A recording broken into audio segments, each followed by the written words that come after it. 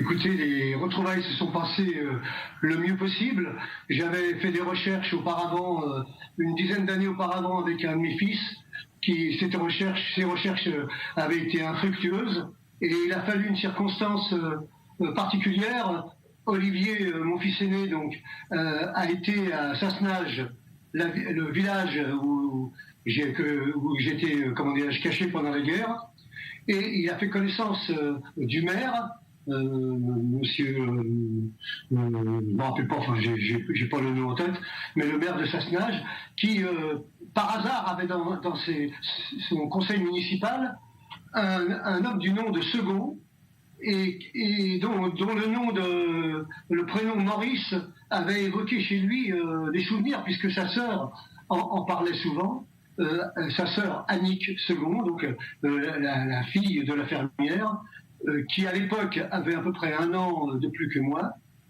Et voilà, par un hasard extraordinaire, j'ai pu rencontrer Annick le 22 septembre 2018, donc ça fait un peu plus d'1 an et demi. Et ces retrouvailles ont été très émotives, très. Alors, racontez-nous. Pour moi, c'était très émouvant. Racontez-nous dans quel contexte cette famille vous a sauvé. Vous aviez 5 ans à l'époque à Angin, proche de Grenoble. Absolument. Ma famille, voilà. Donc, je suis d'une famille de juifs de Pologne.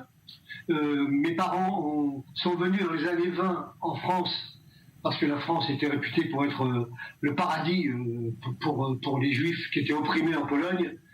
Bref, je suis né donc dans une famille, nous habitions au Belleville, la rue Tourtille, au 34, et ma famille se composait donc de 5 personnes, mon père, ma mère, et mon frère, ma sœur et moi-même, qui était le plus jeune. Et le 14 juillet 1942, sévissait à Paris une épidémie de diphtérie. J'ai attrapé la diphtérie, j'ai été hospitalisé en urgence à l'hôpital des enfants malades, et 2 jours après, le 16 juillet, avait lieu la rafle du Veldiv.